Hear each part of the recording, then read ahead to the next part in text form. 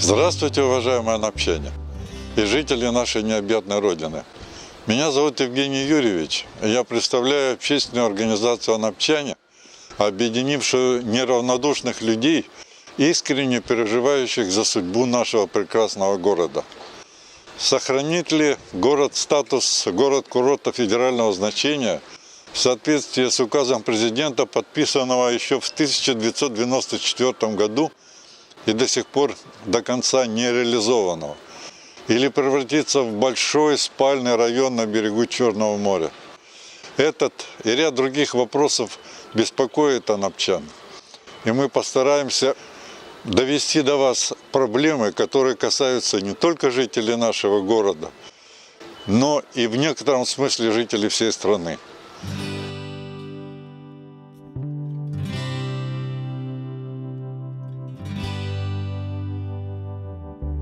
Анапа – это единственное место в России, созданное природой именно для оздоровления наших граждан и прежде всего детей. Песчаные пляжи, простирающиеся вдоль береговой полосы почти на 40 километров и прогревающиеся на солнце до такой степени, что по ним больно ходить босиком. Мелкое прибрежное море шириной до 50-100 метров, в котором так любят купаться дети всех возрастов, а температура воды достигает 25-28 градусов. Не случайно в Советском Союзе Анапа была признана всесоюзной детской здравницей, а государство тщательно следило за сохранением этих природных богатств. Многолетний опыт подтверждает, что если ребенок проведет 15-20 дней в солнечной Анапе на золотых анапских пляжах, то зимой он практически не болеет. К сожалению, за последние годы направление развития детского курорта радикально изменилось. Резко возросло жилищное строительство, в том числе и в курортной природоохранной зоне. Анапа стремительно превращается в спальный район, без достаточного количества школ, детских садов, больниц и поликлиник и без создания новых рабочих мест. Эта тема заслуживает отдельного разговора. А сегодня мы вам хотим рассказать, как Анапа теряет свое главное богатство – знаменитые песчаные пляжи. Да, это тот случай, когда рубят сук, на котором сидят. Ведь ни для кого не секрет, что благосостояние большинства анапчан зависит от курорта. Да, именно отсюда начинаются знаменитые песчаные пляжи. Примерно 35-40 лет тому назад ширина пляжа достигала 70-80 метров, а сейчас осталось не больше 25-30 метров. Центральный пляж. Когда-то здесь начинались песчаные дюны и росли дикие маслины, но, увы, в результате бездействия человека по сохранению этих природных богатств они остались в памяти только старожилов.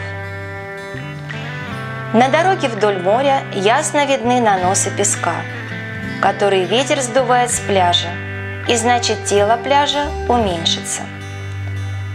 Единственное предприятие, которое принимает меры для сохранения этого природного дара, это санаторий Анапа, и мы с удовольствием показываем закрепленный за ними пляж. Установленные не очень продуктивно деревянные щиты работают и удерживают песок на пляже. Высаженные деревья значительно укрепляют верхний слой песка и стабилизируют тело пляжа.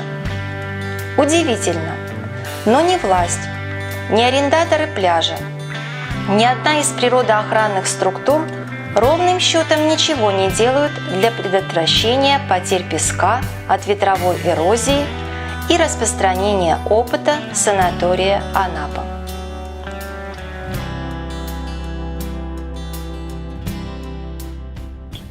Не менее печальное зрелище ждет нас на джеметинских золотых пляжах. Строительство различного рода сооружений гостиничного типа, пансионатов ведется вплотную к дюнам. а иногда дюны просто сносятся.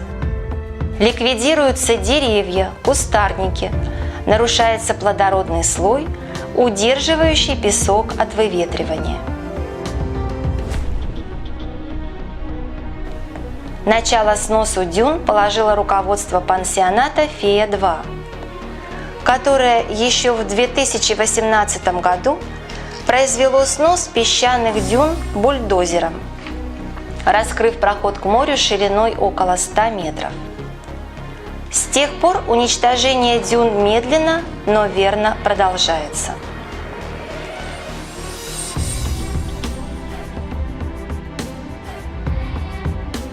Добавьте сюда катание джипов по дюнам, и становится понятно, что в борьбе с человеком у природы нет никаких шансов выжить.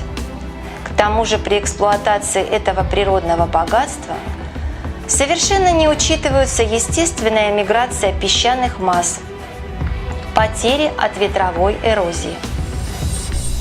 За последние 25-30 лет Анапа, по заключению специалистов, потеряла около 40 гектар песчаных пляжей. А учитывая, что в последние годы темпы разрушения в связи с коммерциализацией строительства в прибрежной зоне значительно ускоряются, перспективы полной деградации Анапской пересыпи ждать совсем недолго. Статья 9 Конституции Российской Федерации говорит о следующем. Земля и другие природные ресурсы используются и охраняются в Российской Федерации как основа жизни и деятельности народов, проживающих на соответствующей территории. Проблема сохранения этой самой основы жизни и деятельности в Анапе не нова и не возникла вчера.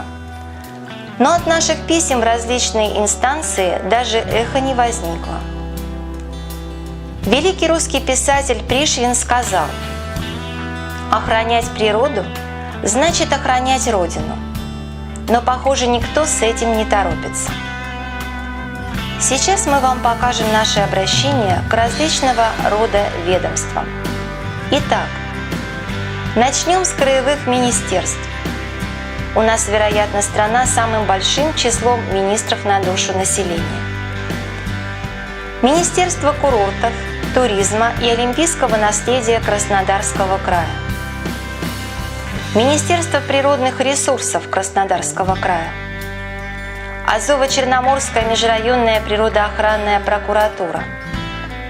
Черноморо-Азовское морское управление Федеральной службы по надзору в сфере природопользования.